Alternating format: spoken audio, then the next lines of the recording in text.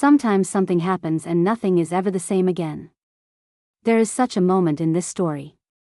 It started in the middle of a normal safari tour, when 4 lions lay down in the middle of a paved road, doing nothing. This seemingly ordinary scene soon changed everyone's lives. But at the time, no one knew what it would turn into. The air was hot in that uniquely African way. One of those dry, slow, gnawing heat. The sky was cloudless, the wind was almost non-existent. The grass had turned yellow, but it was still standing upright.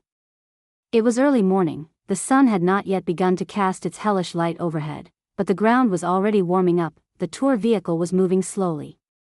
The driver was one of the most experienced guides in the park. But it was the young woman sitting in the second row that caught the attention. Her name was Ayla. She kept her eyes on the road and held her binoculars tightly on her knees. At first glance she looked like just a tourist, but she was not. She had grown up in these parks. He understood the language of this land, the look of the animals, what the silence was saying. And that morning, something was wrong. In front of them, in the middle of the road, lay 4 great lions. One by one, straight ahead. They didn't even look up. The car slowed down, then came to a complete stop. First there was silence, then the classic excitement that comes from everyone: lions. Real lions.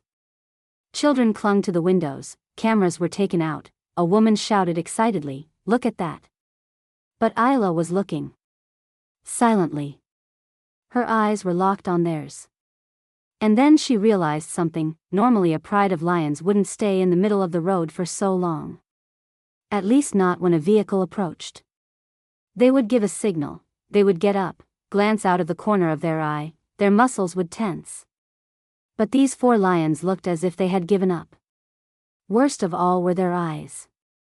They weren't threatening. But they were calling. Like asking for help. There was an emptiness in those yellow eyes. And something inside Ayla moved at that moment. The guide leaned forward, radioed the center. The situation seems normal, for adult lions are on their way. Waiting for passage. Meanwhile, other vehicles started to arrive. A group of safari vehicles stopped at the other end of the road. In total, more than 10 people were now looking at these silent creatures lying in the middle of the asphalt road. But no one had yet realized that something was wrong. 5 minutes passed. Then 10. The lions did not move. They lay still in the heat. Even their eyes weren't fully open. The guide got bored, honked his horn. A short, careful sound, but nothing. The lions didn't move. "What are we waiting for? Can't we pass?" one man called from the back seat. Another said, "Well, come on, that's enough. Somebody get out and chase them away." Ayla just said, "Don't," without taking her eyes off him. There was something. But what? A baby started crying, restless inside the hot vehicle. One of the women opened the window and said she wanted to get out. The guide turned back, "Keep the windows closed. Nobody gets out of the vehicle." But now people were tense. Everyone's patience is limited. And it is when people fail to recognize the real danger that they make the most mistakes. Ayla reached into her bag and grabbed her binoculars. She started to observe the alpha lion. His eyes were still open, but his gaze was pensive. Its body was huge, but it was barely breathing. Then Ayla's eyes widened. Because his chest, yes, it was hardly rising and falling. "This is not right," she whispered to herself. She lowered the binoculars and turned to the guide. That lion could be dying. This sentence created an icy silence in the car. A child sobbed. A woman bowed her head. A man said angrily, "What do you mean?" Ayla's voice was clear, "This position, this silence, this is not normal. They are not just lying. They are waiting for something. Maybe help. Maybe goodbye." The guide looked at him. A short pause, then he nodded. He picked up the radio, called again. But there was no signal. The radio went silent. All that echoed in the valley was the angry sound of the sun and the silence of birds in the distance. Ayla was restless inside. She could not forget those eyes. There was something in those eyes that perhaps she had never seen since her childhood. An expectation mixed with despair. That's when she realized that animals sometimes say, "Catch up." 2.1 of the rear vehicles maneuvered forward. The middle-aged man inside opened the window and started shouting, "Get out of here. What do you want?" Then, he opened the door.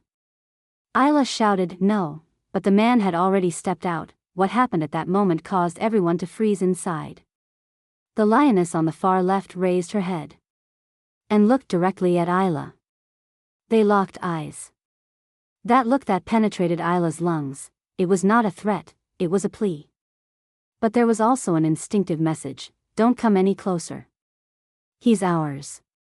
And she's still one of us. The lioness only raised her head. She didn't growl. She didn't attack. But the man stopped. As if that look had driven him up against a wall. He slowly walked back, got into his car. No one said a word. Ayla put her hand to her heart. "We need to understand this," she said. "We can't cross this road without solving them." The guide shook his head. "The radio is not working. We can't call for help. What do you plan to do?" Ayla spoke without taking her eyes off the alpha lion. "If he still has a pulse, and the others are protecting him, this is not a pride, this is a family. Then it's clear what I have to do."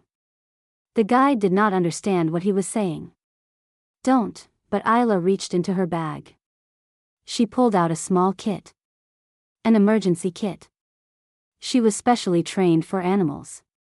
She had studied wildlife veterinary medicine at university and then volunteered for this job. She was trained. And he was ready. But he wasn't ready for one thing, for that lioness to get up for him, because that moment happened. The lion got up. He took a few steps back. But he looked not at Ayla, but at the sky. His eyes were bright. And he said something. His voice was inaudible, but his meaning was clear: "Here you go. But be careful. He is the king for us. And he's still breathing." Now this was not just a roadblock. It was an invitation. Or a test. Ayla felt the difference in that moment. And she took a step. At that moment, everyone in the car held their breath. The baby was silent. Even the bird seemed silent. There was only Ayla's heartbeat. Slow but steady, the sun had risen higher. The ground was burning. But Ayla had only one thing on her mind: if this lion really wanted help, he had to get it. Because sometimes animals don't get in the way. Our conscience does. And sometimes saving a life means saving humanity, not a species, and no one knew yet. The real story hadn't started yet. The asphalt was hot, very hot.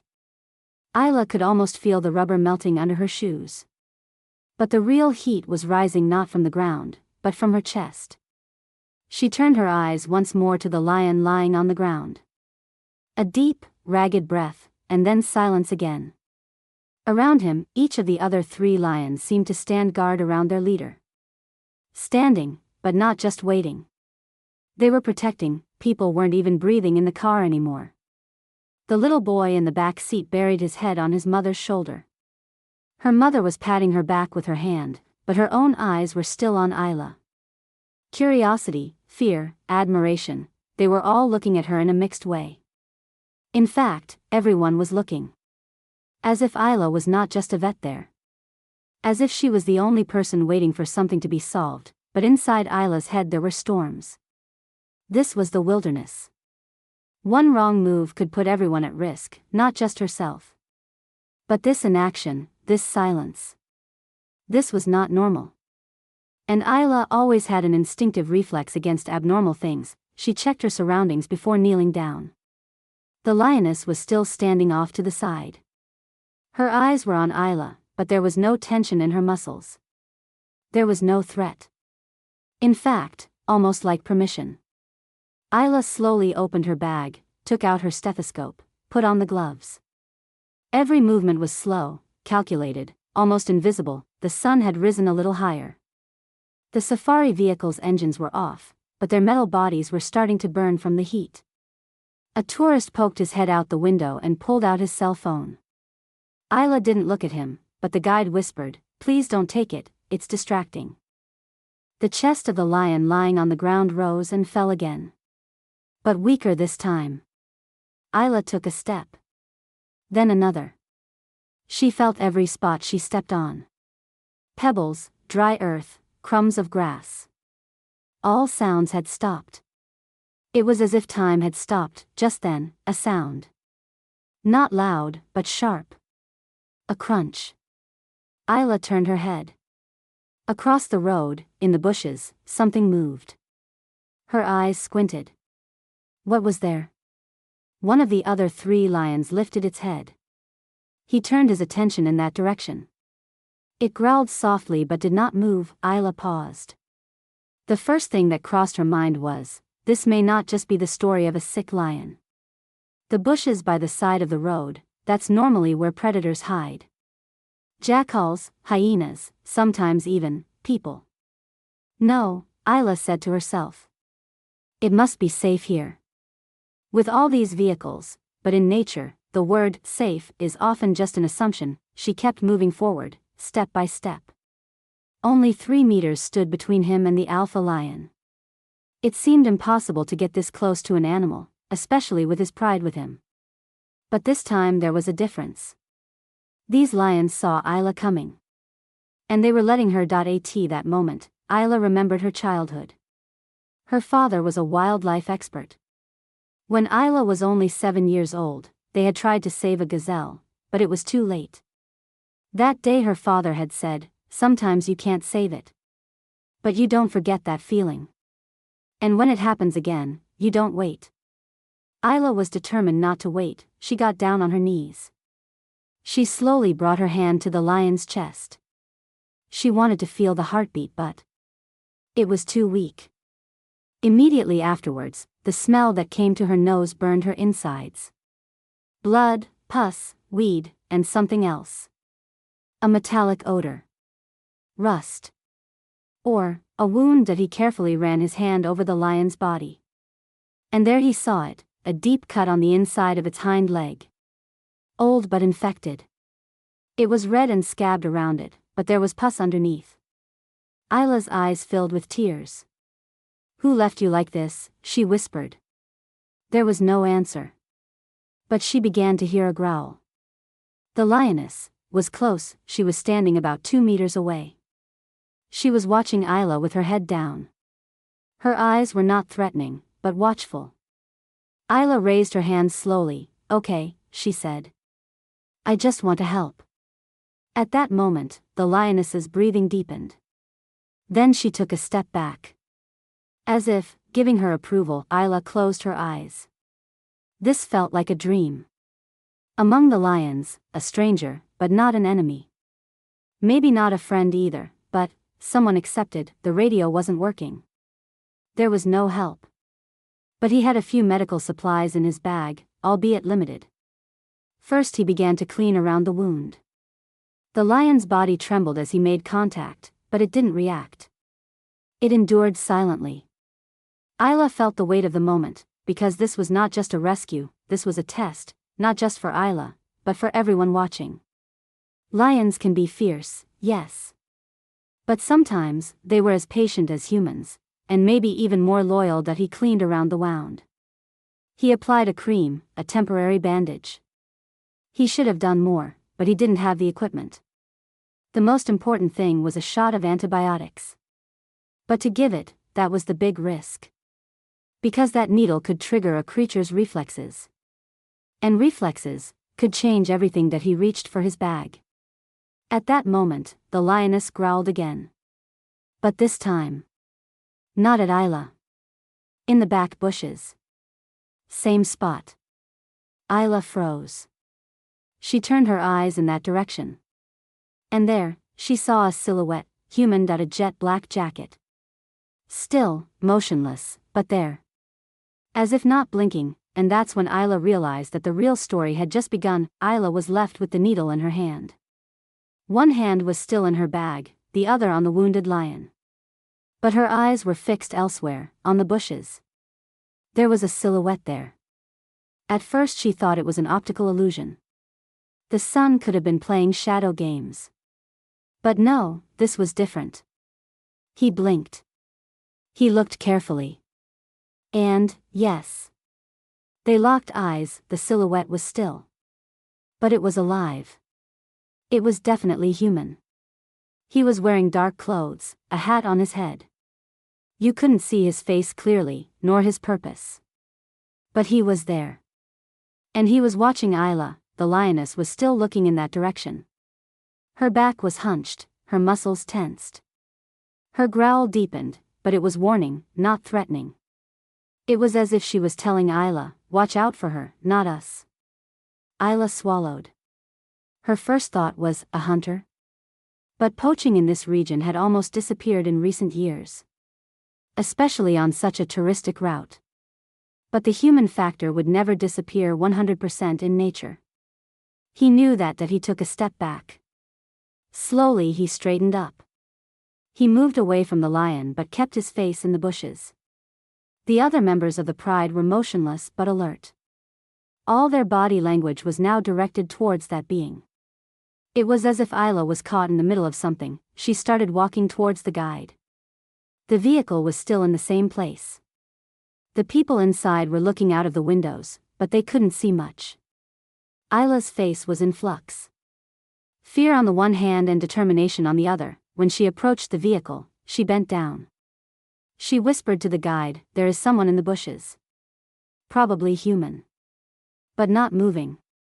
The guide's eyes widened, did you see it? Are you sure? We locked eyes, Ayla said. He was just watching. But it was very clear. A gun? I couldn't see. But this silence, it doesn't feel good. The guide picked up the radio, tried again. There was still no signal. He muttered a curse. Ayla turned her eyes back to the lions. And at that moment, something very strange happened. The alpha male lion raised his head, slowly, almost trembling, but yes, he managed to lift his head. His eyes were open. His chest was rising and falling. He turned his eyes to Ayla. Then, he turned slightly to the right, to the bushes. As if he knew something was there. Maybe, he already knew, and that look pierced through Ayla. Only you can understand us. That look said that it was not an animal. In that moment, in those eyes, there was a consciousness. A consciousness, a memory and maybe, a message. The second lioness in the pride suddenly moved. She stood up and came to the alpha male. She touched her nose to his shoulder. As if to say, hang on, they're here. The alpha closed his eyes. And lay down again. Ayla turned her head, looked at the bushes again. This time it was empty. The silhouette was gone. Goosebumps rose on her skin. She balled her hands into fists. She swallowed. Mr. Guide, he said slowly, this is not just a rescue. Are you sure we realize that? The guide did not understand what she meant. These lions did not cut a road, Ayla said. These lions stood in front of something. Maybe a danger, maybe a secret. The guide began to understand. His eyes turned intently in the direction of the bushes. Do you know this pride? Ayla shook her head. They were observed here 3 months ago. They showed the same behavior then. There was a bond between them, moving together but not very noticeable. You don't see such a tight bond in normal herds. What do you mean? Ayla narrowed her eyes. They ran away from something. Or they are hiding something. The guide smiled nervously. Do you know where this is going? No, Ayla said. But I have to stay. At that moment, the engine of one of the rear vehicles started. The guide turned, shouted, turn off the engine. No movement. But it was too late. A vehicle moved forward a few meters. A lioness in the pride growled. It was an instinctive reaction. Ayla immediately raised her hand, back off. Now. The tourist vehicle stopped. The guide ran to their side. Ayla turned towards the herd. Just then, the alpha male lying on the ground raised his head once more. But this time, he moved his feet that he tried to stand up. Slowly, weakly, but he tried. The female next to him moved right next to him, like a support. Ayla closed her eyes. It was like a miracle. That lion was trying to stand up, when it was dying in front of her, but, why now? At that moment a light went on in her head. The lion realized that his pursuer was gone. He thought the danger had receded. He believed it was now safe to get up. So, the threat was real. Ayla kept her eyes on the herd to understand more. And there, she realized something else. The smallest female of the herd, the one who was not yet fully grown, was carrying something behind her body. She didn't seem to be carrying anything. She just kept turning around. She wasn't looking at her own tail. There was something on the ground. A small, unmoving thing. Ayla squinted her eyes. Is it a puppy? Yes. Something small, gray in color. You couldn't see its body, but its head, it wasn't moving. No, he said. No, it's not that either, but maybe yes. The real secret was that you make a decision and that decision defines who you are. Ayla was standing at just such a moment. Her hands were empty but her heart was full. The glint in the lion's eyes was about to disappear. The lioness was still circling the young one. That still little body on the ground. Yes, it was a cub. Now he was sure, but it wasn't moving. It didn't raise its head, its tail didn't move. And this was more than a safari trip. This was the story of a man standing between life and death, his heart beating in his hands. Ayla's face was white when the guide arrived. There is a cub there, Ayla said. The guide did not understand. It is on the ground. It is not moving. It is small. It may have just been born. Maybe hours ago. The guide remained silent. Ayla continued, I think that's the main reason. That they blocked the road. Asking for help. That's what it's all for. The guide bowed his head. Ayla, he said slowly, I know what you are going through. But you know, there are protocols. We cannot intervene directly with wildlife. Especially if it's a birth, especially if the mother is alive. Ayla raised her eyes to his. If the mother is alive, why is she still? Why is one of them circling around the cub but not taking it? Why are they all blocking the roads? They are trying to tell us something. And we are turning a blind eye. The guide fell silent. There are moments in everyone's life. You either follow the rules or your heart. That moment was such a moment. Ayla went back to her bag. She looked at the last tranquilizer needle left in it. If she used it, she would have nothing else left. But if she didn't, another life could be lost. A female tourist whispered from the back seat, if I were there, I would go. Ayla turned her head. The woman was wiping her tears. I became a mother, she said. And when a mother can't hear her child's breath, she forgets everything.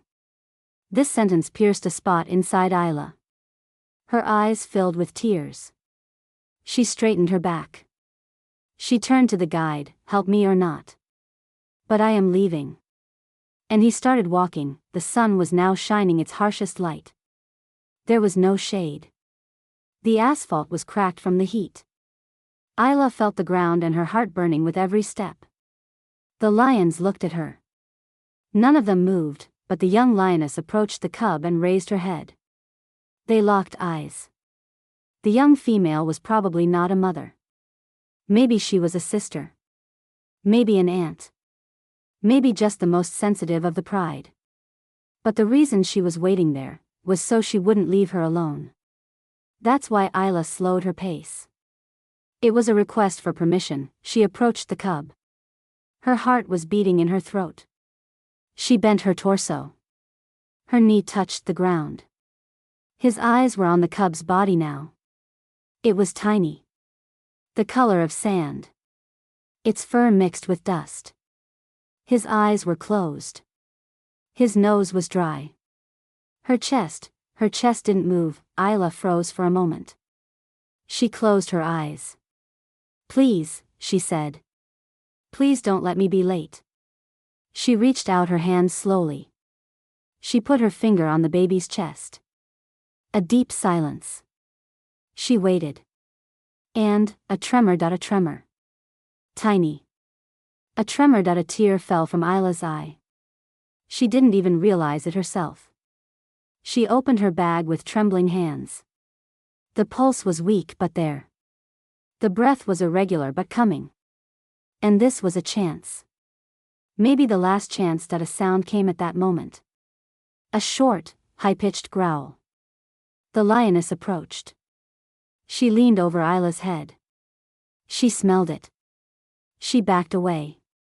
She tilted her head to the side. At that moment Ayla understood. It was a confirmation. She took out the needle. With trembling hands, she got under the baby's thin skin. Anti-infection. Antipyretic. A serum to stabilize the heart rhythm. All in one. And all of it was going to start a big war in this tiny body. He finished the injection. He took a deep breath. And bowed his head to the baby. What shall we call you, little one? He said in a whisper. There was no sound, but it was as if the wind whispered a name in her ear. Mira, she said. Your name should be Mira. Because you are a miracle. At that moment the guide approached. How are you? Ayla looked up. Her eyes were red. I don't know yet, she said. But he is breathing. And I did what I could. Is the rest up to him?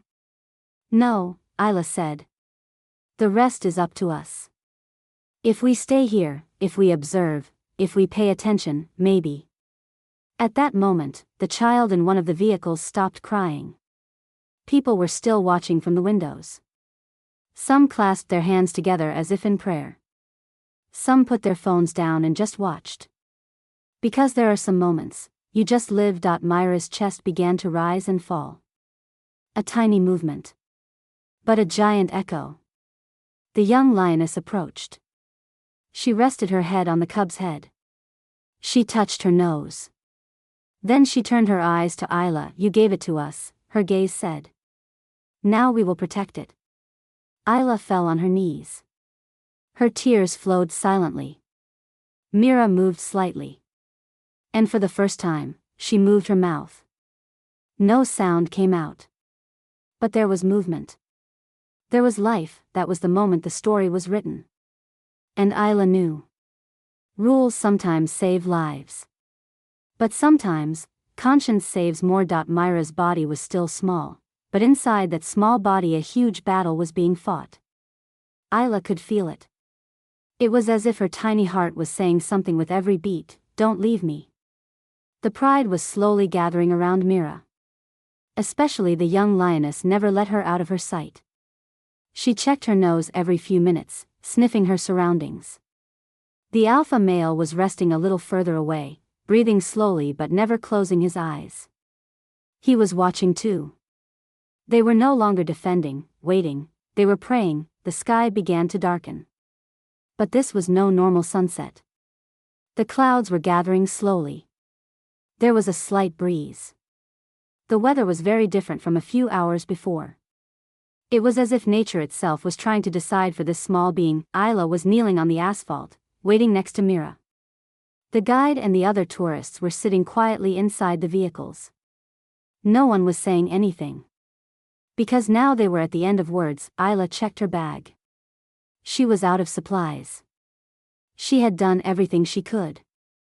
Now she could only rely on Mira's instincts and endurance. But Mira was not moving. Her breathing had been very weak for the last 10 minutes. Her chest was barely rising and falling. Please, Ayla said. Please hold on. You can do this. It's almost over. The sky suddenly lit up. A silent lightning, but it didn't follow. The wind blew a little harder. A plastic water bottle rolled down from the vehicle, hitting the ground. Even this small sound made everyone's hearts sink. The lions immediately turned their heads away, but then turned back to Mira. Ayla's eyes filled with tears. She couldn't let this little life die so quietly in the middle of this big world.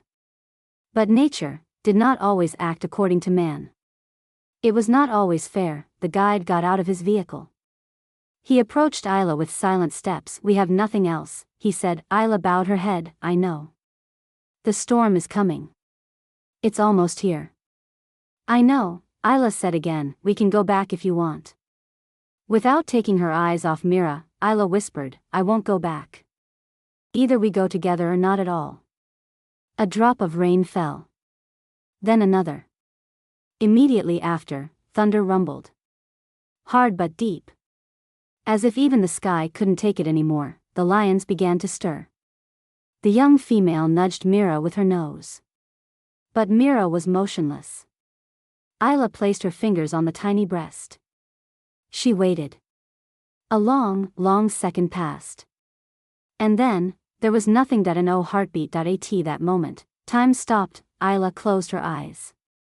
Her lips trembled. A tear fell from her eye. Something inside her broke. Maybe hope. Maybe faith.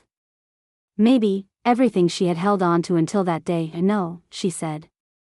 No, it can't end like this. But Mira didn't move. The sky began to cry. The rain was no longer light, but torrential. The roads were wet. The windows of the cars were fogging up. And little Mira was motionless. Ayla lowered her head. She put her forehead next to Myra's.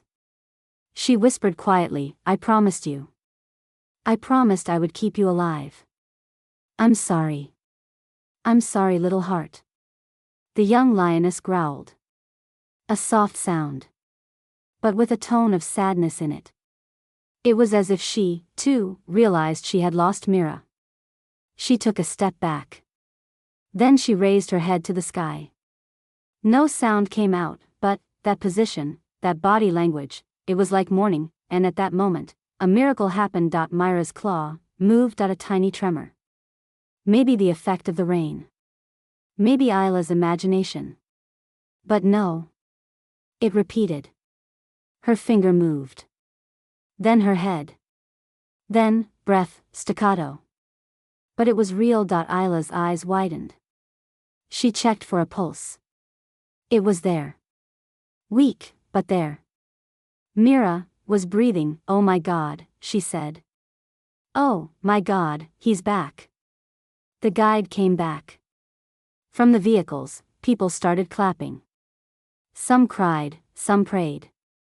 But Mira was just surviving. Maybe unconscious, maybe still in the war, but alive. The young lioness came back. Her eyes were sparkling. She touched her nose to Mira. Then she turned her head to Ayla. Her gaze now resembled a thank you. A silent, animal thanks. But it was much more powerful than human words. The thunder continued to rumble. The wind picked up. But no one left. Everyone waited. It was as if every breath of that little lion was everyone's breath now. Ayla carefully wrapped Mira in a blanket. She covered her body so she wouldn't get wet. She closed her eyes. You are still here. You are a strong king, little Mira.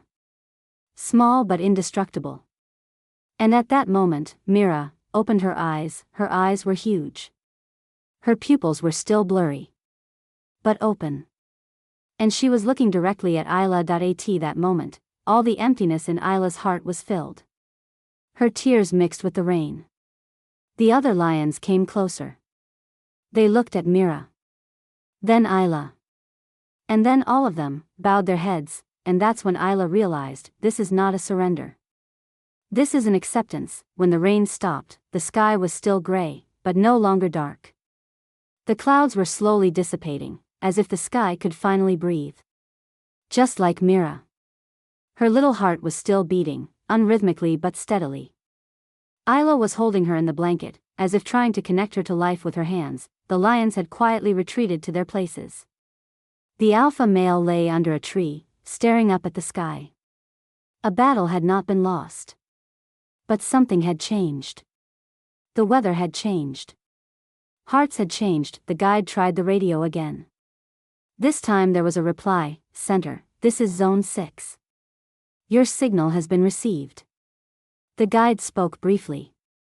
Then he turned to Ayla. Help is on the way. 20 minutes. Ayla nodded without taking her eyes off Mira. Just in time, she said. But they might even be late.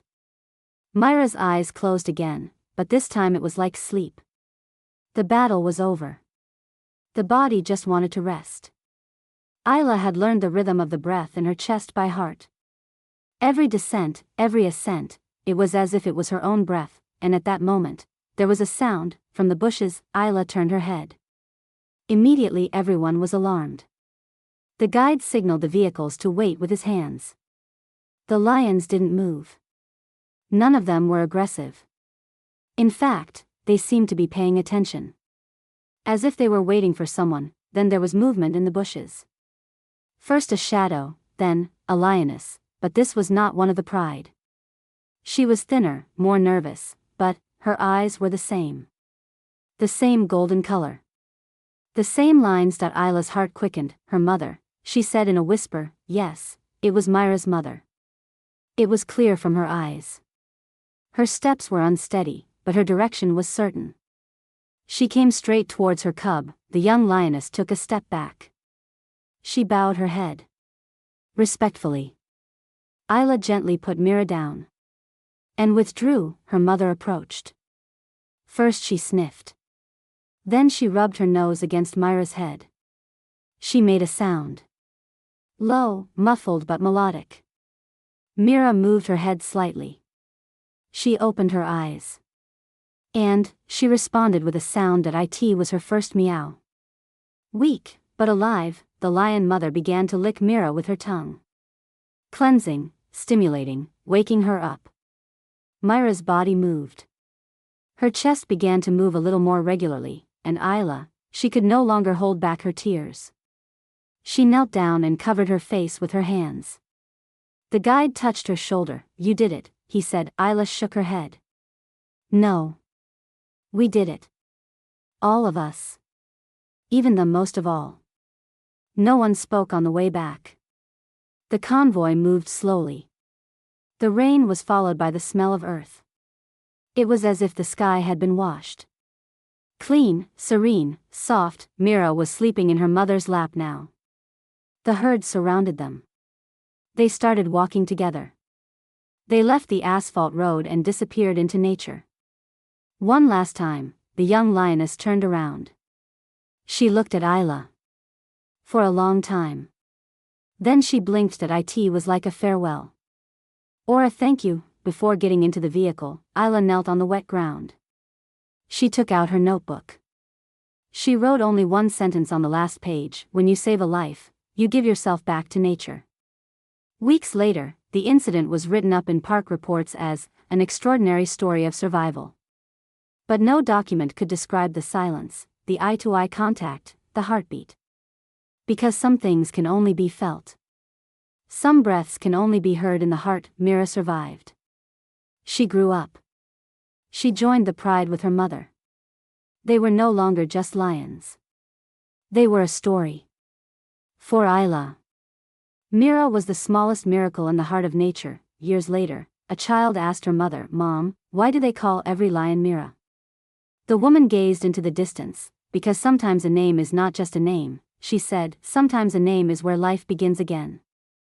If you were there, what would you do? Would you listen to the rules, your conscience? Leave a comment. Maybe you'll be the hero of the next story. Remember, sometimes a single breath is worth 1,000 lives.